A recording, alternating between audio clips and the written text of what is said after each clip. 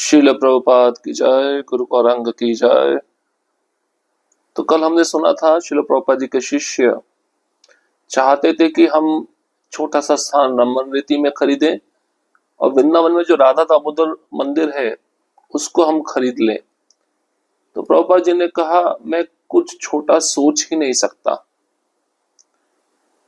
क्योंकि शुद्ध भक्तों की जो दृष्टि होती है वह दूरदर्शी होती है। और शिल प्रभुपाद जी जब भौतिक कार्यों में लगे हुए थे भक्ति में आने से पहले, तब भी वह अपना अनुभव बताते हैं। जब मैं प्रयोगशाला में प्रबंधन करता था तब भी मेरी योजनाएं बहुत बड़ी बड़ी होती थी, उन योजनाओं की आपूर्ति नहीं हो पाती थी। श्रील प्रभुपाद जी से एक पत्रकार ने पूछा, आप क्या करते हैं? क्या आप जल पर चलते हैं? क्या आप जल को शराब में बदलते हैं? तो श्रील प्रभुपाद जी ने गंभीरता से उत्तर दिया, मेरे सामने अगर एक निर्वस्त्र स्त्री भी सुंदर खड़ी होगी तब भी मैं आकर्षित नहीं होऊंगा, पर तुम सब आकर्षित हो जाओगे। इसके पश्चात हमने सुना था परमहंस का जो मन होता है उसको समझा नहीं जा सकता। श्रील प्रभुपाद जी ने एक भक्त के बारे में पूछा, जब उनको पता चला तो भक्त धोती धो रहे हैं, प्रभुपाद जी जोर जोर से हंसने लगे। तो प्रभुपाद जी की जो हंसी थी वह रुकने का नाम नहीं ले रही थी। अंत में प्रभुपाद जी से एक भक्त ने पूछा, जब उनकी हंसी रुक गई, आप हंस क्यों रहे थे? प्रभुपाद ने उत्तर दिया, तुम कभी नहीं समझ सकोगे कि मैं क्यों हंसता हूं। श्री प्रभुपाद जी अपने शिष्य को साथ में लेकर भक्ति सिद्धांत महाराज के भाइयों के यहाँ गए और उनको एक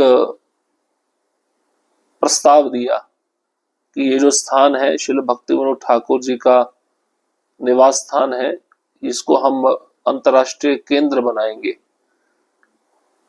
तो भक्ति सिद्धांत महाराज के जो भ्राता थे, भाई थे, ललित प्रसाद, उन्होंने कहा मुझे गुरु बनना होगा, आपको पद छोड़ना होगा और मुझे आचार्य स्वीकार करना होगा। श्रील प्रभुपाद जी जब अपने शिष्य के साथ वहां से निकले तो उन्होंने कहा, धन और प्रतिष्ठा व्यक्ति को पागल बना देती है। कामनाओं का त्याग करने के बाद भी अगर कोई प्रतिष्ठा की लालसा रखता है तो ये प्रतिष्ठा की लालसा उसके लिए अंत तक बनी रहती है। तो कारण बताया प्रभुपाद जी की गौड़ीय मठ क्यों टूटा, वो कि सभी चाहते थे हम दीक्षा गुरु बने। भौतिक संपत्ति और धन के लिए वह भक्त आपस में लड़ते थे, इस कारण से गौड़ीय मठ का विघटन हुआ। अब हम आगे बढ़ेंगे। उन्हें बस नाम जपने को कहो। अमरेंद्र, मैंने एक बार प्रभुपाद से पूछा, हम लोगों को कृष्ण भावनामय कैसे बना सकते हैं? मैंने किसी गूढ़ उत्तर या जटिल विधि की अपेक्षा कर रहा था, लेकिन प्रभुपाद ने कहा बस उनसे कहो कि हरे कृष्ण जपो और तुम्हारा कार्य पूरा। और उन्होंने यही बात दोहराई भी। तो एक भक्त ने पूछा प्रभुपाद से, हम लोगों को प्रचार करते तो उनको कृष्ण भावना में कैसे बनाए? तो भक्त सोच रहे थे कुछ प्रभुपाद जी जटिल जटिल गूढ़ उत्तर देंगे। प्रभुपाद जी ने कहा बस उनको कहो हरे कृष्णा जपो और तुम्हारा कार्य पूरा। इसी बात को पुनः पुनः प्रभुपाद जी दोहराए थे। भक्त नौका पर गा रहा है अनंग मंजरी। भागवत ने पूछा, प्रभुपाद हम माया में गिरने से कैसे बच सकते हैं? प्रभुपाद ने उत्तर दिया, ये नौका के समान है, तुम नौका में रहो, माया उसे हिला सकती है, पर तुम नौका से कूदो मत, बस नौका को पकड़े रहो और उसमें टिके रहो। अर्थात भक्तों की संगति में रहो और प्रयत्न करते रहो। हो सकता है कि तुम्हें जल के छींटे लगे, परंतु नौका से उतरना नहीं है। यही बात हम भक्तों को भी बताते हैं कि माया में गिरने से हम बच सकते हैं। कैसे? प्रभुपाद जी ने जो संस्था बनाई है इसमें भक्तों के संग में रहकर, ये जो संस्था इस्कॉन ये नाव के समान है, नौका के समान है। माया इस नौके को हिलाएगी, नाव को हिलाएगी, लेकिन हमें कूदना नहीं है, बस नौका को पकड़े रहो और उसमें टिके रहो, मतलब भक्तों के संग में रहो, भक्ति करते रहो। ऐसा करते करते हमें क्या होगा, हम माया से मुक्त हो जाएंगे। और प्रभु जी कहते हैं हो सकता है कि तुम्हें जल की छींटे लगे, थोड़े बहुत धक्के लगे, कष्ट पहुंचे, परंतु नौका से उतरना नहीं है। मतलब भक्तों के संग को छोड़ना नहीं है। स्त्री सबसे बुद्धिमान बन जाती है। अनंग मंजरी, एक बार लॉस एंजलिस में एक महिला पत्रकार ने प्रभुपाद से पूछा, आप कहते हैं कि स्त्रियां कभी कभी कम बुद्धिमान होती हैं, आपका आशय क्या है? प्रभुपाद ने उत्तर दिया, हम कभी कभी कह सकते हैं कि स्त्रियां कम बुद्धिमान होती हैं, लेकिन जब वे कृष्ण भावना में आती हैं तो वह सबसे बुद्धिमान बन जाती है। जब कोई कृष्ण भावना में आता है तब वह सर्वोच्च बुद्धिमत्ता को प्राप्त करता है। तो स्त्रियों को कभी ऐसा नहीं सोचना चाहिए हम कम बुद्धिमान हैं, लेकिन जो भक्त नहीं है वो ऐसा सोच सकती हैं। जो माताएं भक्त बन गई हैं उनको ऐसा सोचने का आवश्यकता नहीं है, वो तो ज्यादा बुद्धिमान है। गुरु से प्रेम का अर्थ क्या है? अमरेंद्र, एक बार न्यूयॉर्क टाइम्स के पत्रकार के साथ दीर्घ दर्शन के दौरान एक भक्त ने शिल प्रभुपाद से पूछा, गुरु से प्रेम करने का अर्थ क्या है?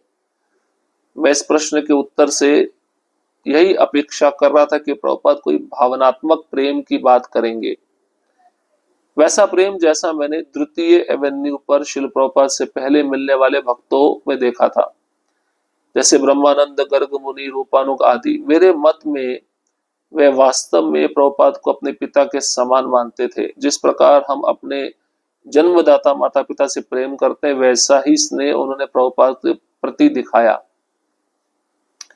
मैं उन भक्तों को वर्षों तक निकट से जाना और ये देखकर अत्यंत प्रभावित हुआ कि वे प्रभुपाद से कितनी गहन आत्मीयता और भावनात्मक लगाव रखते थे। मेरे भीतर वैसा प्रेम नहीं था, काश होता, शायद एक दिन हो जाए, पर इस समय नहीं। तो मैं यही सोच रहा था कि प्रभुपाद भी कुछ ऐसा ही उत्तर देंगे, लेकिन प्रभुपाद ने स्पष्ट और आश्चर्यजनक उत्तर दिया, तुमने गुरु के समक्ष दीक्षा के समय संकल्प लिया है, अग्नि संस्कार किया है, अब अपने संकल्प को निभाओ, अपना व्रत ना तोड़ो, यही है प्रेम। यह उत्तर सुनकर कमरे में बैठे सभी लोग मूक हो गए। वातावरण में एकदम स्तब्धता छा गई। मैंने मन में सोचा, हे भगवान, अब तो मैं फंस गया, मैं समाप्त हूं। तो गुरु से सच्चा प्रेम वही शिष्य करता है जो गुरु की आज्ञा का पालन करता है। गुरु से प्रेम का अर्थ, इसके विषय में एक शिष्य ने प्रभुपाद जी को पूछा भी। तो वह शिष्य सोच रहे थे, शुरुआत के दिनों में गर्ग मुनि, ब्रह्मानंद प्रभु, रूपानुग, इन भक्तों का प्रभुपाद के प्रति गहन प्रेम था, क्योंकि ये भक्त प्रभुपाद जी को अपना पिता मानते थे। अब प्रभुपाद ने उत्तर दिया, बहुत ही सिंपल और सरल उत्तर दिया, दीक्षा के समय तुमने गुरु से मंत्र प्राप्त किया, अग्नि संस्कार किया, जो मंत्र प्राप्त किया उसको 16 माला जीवन भर जपो और अपने 4 नियमों को निभाओ, अपने व्रत ना तोड़ो, अपने संकल्प को अंतिम श्वास तक निभाओ। यही है प्रेम गुरु के प्रति एक शिष्य का। कैसे हो सकता है विश्व का अधिग्रहण? अमरेंद्र, एक बार पिट्सबर्ग मंदिर में एक पत्रकार ने शिल प्रभुपाद से थोड़े संशयपूर्ण स्वर में पूछा, क्या आप सचमुच सोचते हैं कि आप संसार पर अधिकार कर सकते हैं? क्या आप गंभीर हैं? प्रभुपाद ने एक क्षण की भी देर नहीं की। उनका उत्तर अडिग, स्पष्ट और लक्ष्यनिष्ठ था। उन्होंने बिना विचलित हुए अपनी दृष्टि सदा की भांति संदेश के मूल उद्देश्य पर रखते हुए कहा, हाँ, यदि वे मेरी बात सुने। फिर वही बात, यदि लोग शुद्ध भक्त गुरु से श्रवण करें तब संसार में परिवर्तन संभव है। जब मैं स्वयं दीक्षा ले रहा था तब भी मैं सुन नहीं रहा था, और यही कारण था कि मैं समझ नहीं पा रहा था। प्रभुपाद का उत्तर साधारण नहीं था, वह दिव्य आत्मविश्वास और शुद्ध ज्ञान की शक्ति से ओतप्रोत था। सचमुच यदि लोग वास्तव में गुरु की बात सुन लें तो संपूर्ण संसार बदल सकता है। तो एक पत्रकार प्रभुपाद से पूछे, पूरे संसार पे आप अधिकार कर सकते हैं? अब प्रभुपाद जी ने देर नहीं लगाया इस प्रश्न का उत्तर देने में। उन्होंने स्पष्ट कहा, अगर वह मेरा सुने, मेरी बातों को सुने और उन बातों की आज्ञा का पालन करे तो मैं पूरे संसार पे अधिकार जमा सकता हूं। तो प्रभुपाद जी चाहते थे कि लोग शुद्ध भक्तों के मुख से श्रवण करें, गुरु के मुख से श्रवण करें। और तब तभी संसार में परिवर्तन संभव है, तभी संसार में बदलाव आएगा। वे ही राधा कृष्ण है। अमरेंद्र, उसी दर्शन में एक युवा ब्रह्मचारी ने शिल प्रभुपाद से कहा, प्रभुपाद मैं वृंदावन में था और वहां कृष्ण लीला या राम लीला का आयोजन हो रहा था। कार्यक्रम के अंत में सभी दर्शक जाकर उन पात्रों के चरण छू रहे थे और उन्हें माला पहना रहे थे। मैंने उनसे कहा कि यह अनुचित है, ये वे कृष्ण और राधा नहीं है, ये सही नहीं है। प्रभुपाद ने उत्तर दिया, नहीं वे हैं। जब वे उन लीलाओं का अभिनय कर रहे हैं तब वे ही कृष्ण और राधा हैं। वे कृष्ण और राम द्वारा अधिष्ठित हैं। ये ठीक है, क्योंकि दर्शक अभिनेता की पूजा नहीं कर रहे, वे कृष्ण की पूजा कर रहे हैं। जैसे कृष्ण तेल चित्र में हो सकते हैं, रेत में या किसी भी भौतिक तत्व से बने रूप में, वैसे ही ये भौतिक शरीर कृष्ण नहीं है, परंतु वे कृष्ण के भाव की पूजा कर रहे हैं। मैंने सोचा कि यह कथन सभी नाट्य कर्मियों और कलाकारों के लिए अत्यंत महत्वपूर्ण है। मैं मानता हूं कि कुछ कलाकारों ने वास्तव में उस अधिष्ठान और स्वयं को पात्र में विलीन कर देने की अनुभूति की है। तो कुछ एक भक्त जब प्रभुपाद जी से मिलने के लिए आए और उन्होंने बताया कि मैं वृंदावन में जब था तो कृष्ण लीला राम लीला का आयोजन हो रहा था और उन लीला होने के बाद में सभी लोग राधा कृष्ण के चरणों को स्पर्श कर रहे थे, उनको मालाएं पहना रहे थे। तो मैं उनको जाकर रोकने लगा, ये राधा कृष्ण नहीं है, ये सही नहीं है, आप उनको माला मत पहनाइए, इनके चरण मत छूइए। प्रभुपाद ने उत्तर दिया, नहीं वे राधा कृष्ण हैं। जब वह लीलाओं का अनुभव अभिनय करते हैं तो वे ही कृष्ण और राधा हैं। ये ठीक है, वे दर्शक जो हैं उनको अभिनेता की तरह उनको पूज रहे हैं, कृष्ण की पूजा कर रहे हैं। तो ये कृष्ण की पूजा नहीं, कृष्ण के भाव की पूजा है।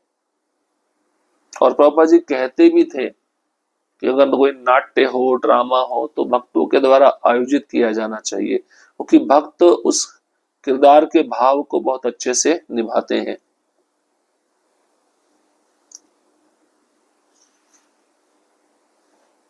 ठीक है, और भी कुछ दिव्य लीलाएं शेष रह गई हैं जिसको हम अगले सत्र में श्रवण करेंगे। हरे कृष्णा कृष्ण कृष्ण हरे हरे, हरे राम राम राम हरे हरे। श्रील प्रभुपाद की जय, गुरु गौरांग की जय।